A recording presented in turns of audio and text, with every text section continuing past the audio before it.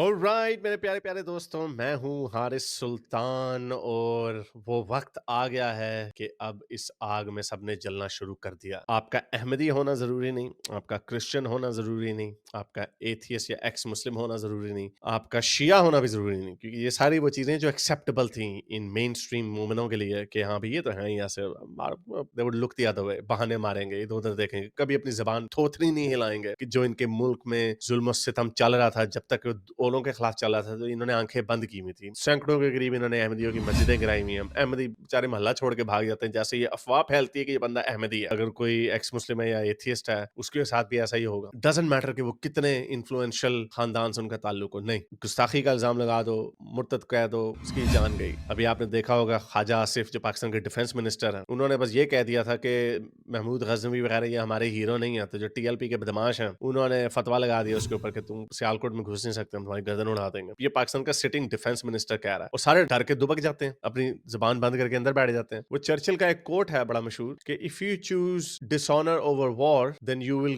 Gate the war because you choose dishonour. यानी कई लोग जो चुप करके बैठ जाते हैं कि यार जंग हो जाएगी, लड़ाई हो जाएगी, चलो चुप कर जाओ, डर जाते हैं, दुबक जाते हैं। डिसऑनर यानी अपने असूलों के ऊपर खड़े नहीं होते, तो एंड में उनकी बारी भी आती है, जंग में आपने फिर भी जाना और आपकी धुलाई फिर भी होनी है। इससे क्या मुराद है मेरी? ये इसके ऊपर एक न्यूज ब्रेक की थी, मेरा ख्याल डॉन ने शायद कुछ अर्सा पहले, बड़ी इसको हवा भी मिली थी कि एक पूरा ब्लास्फेमी का ग्रुप बना हुआ है पाकिस्तान में जो लोगों को फांसता है ब्लास्फेमी के ऊपर। वो जो आपने सुना था ना कि 4 लाख पाकिस्तान में गुस्ताख हैं, तो उनमें से बहुत सारे लोग ऐसे ही हैं। एक पूरा केस उन्होंने दिखाया था कि कैसे ये ग्रुप्स में लड़के लड़कियां होते हैं किसी भी आम नॉर्मल ग्रुप में, तो वहां पे कोई बंदा शरारत के तौर पे कोई गंदा गुस्ताखाना मैसेज शेयर कर देता, तो एक लड़के ने उसका स्क्रीनशॉट लेके उस ग्रुप के एडमिन को भेजा कि देखो आपके ग्रुप के अंदर क्या चल रहा है, और उसने उसी को फंसवा दिया कि ये इसने भेजा अपने तौर पे गुस्ताखी वाला खाका। तो इसके अंदर हर तरह के लोग फंसे हैं, अमीर भी गरीब भी, कोई नहीं बचता, क्योंकि ये आग ही इतनी फैल गई है कि अब हर एक को डर लगता है। मैंने भी आपको ख्वाजा आसिफ की एग्जांपल दी, तो जरा आपको दिखाता हूँ कि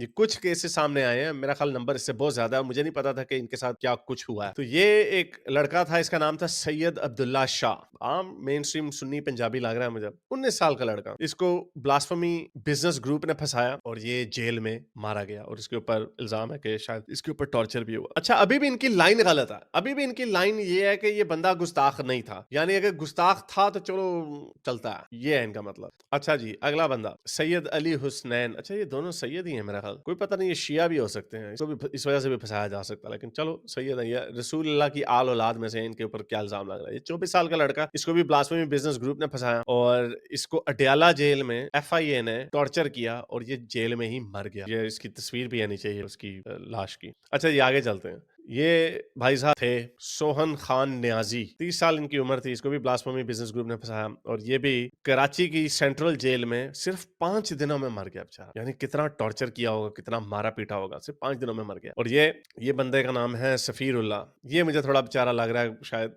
गरीब आदमी होगा, मजदूर तबका आदमी होगा। अगेन इसमें कोई डिस्टिंक्शन नहीं होनी चाहिए, मैं ये आपको रेंज दिखा रहा हूँ कि ये जो रेंज है ये कितने बड़े सोशियो इकोनॉमिक ग्रुप को अपने लपेटे में ये आग ले चुकी है। ये मेरा कहने का मतलब है। ये बच्चा लड़का सफीरुल्लाह 22 साल का था, इसको भी ब्लास्फेमी के इल्जाम में अंदर किया और ये लाहौर की कैंप जेल के अंदर ये भी अंडर मिस्टीरियस सर्कमस्टांसेस मारा गया। तो ये 4 केसेस मेरे सामने से गुजरे। ऑब्वियसली स्ट्रीट में आई एम श्योर कि इसमें और भी बहुत ज्यादा केसेस होंगे, लेकिन बात तो वही आ गई कि आग में सबने जलना शुरू कर दिया। वो ऐसा ही होना था जब पाकिस्तान बना था, तो क्योंकि गोरे की वैल्यूज का थोड़ा बहुत, और गोरा आज का गोरा नहीं, उस जमाने का गोरा, यानी विक्टोरियन इरा का गोरा, कॉलोनियल गोरा, उसकी जो वैल्यूज थी, यानी गोरे की 20th सेंचुरी की वैल्यूज, वो आज की इनकी वैल्यूज से ज्यादा बेहतर थी, जहां पे लोगों की जानो माल महफूज था। एक केस हुआ था वो जिसने रंगीला रसूल लिखी थी और उसके ऊपर भी, वो भी हालांकि उन्होंने गोरों ने, क्योंकि अगेन उनको इतना कोई इंटरेस्ट नहीं था, उन्होंने कहा मटी पाव दोनों को लटका दो, यानी ब्लास्फेमी लॉ बना दो, लेकिन उन्होंने भी उसके अंदर फांसियां फूंसियां नहीं रखी थी। ये फांसियां फूंसियां इन्होंने ऐड की और देख लें क्या हो रहा है उसका नतीजा। इन्होंने अपनी आवाम को मजीद रेडिकलाइज कर दिया और मजीद आशिकाने रसूल बन गए। और मैं आपको दावे के साथ कह रहा हूँ, ये सारे जो आशिक रसूल होने का दावा करते हैं ना, ये सारे, इन सबको पता कि ये सारे रगड़े जा सकते हैं। वो हनीफ कुरैशी जो था वो भागा था दुम दबा के। ये हनीफ कुरैशी जिसने सलमान तासीर का कत्ल करवाया था अपने शोला बयानी से, तो उसका एक थोड़ा सा देखेंगे कि किस किस्म का आदमी है। हमें अल्लाह ने इतनी तौफीक और जुर्रत दी है, हम गुस्ताख का गला दबा सकते हैं, उसकी जबान काट सकते हैं, उसके जिस्म को गोलियों से जल्दी। अब पागल हो गया, अब पागल हो गया। गुस्ताखे रसूल की सजा मौत है। बड़ा देखो जोश में मेरा ख्याल इन द मोमेंट शायद ये जेन्युइनली बिलीव करते हैं कि ऐसा ही होगा। तो ये आग जो आप लोगों के लिए लगाते हैं उसके अंदर आप खुद भी रगड़े जाते हैं। तो जरा देखिए आज से कुछ अर्सा पहले का वाकया, कुछ 6-7 महीने पहले का वाकया कि एक जगह पे गया टीएलपी के, वहां पर टीएलपी के जो आशिकाने रसूल थे वो इसके ऊपर पड़ गए।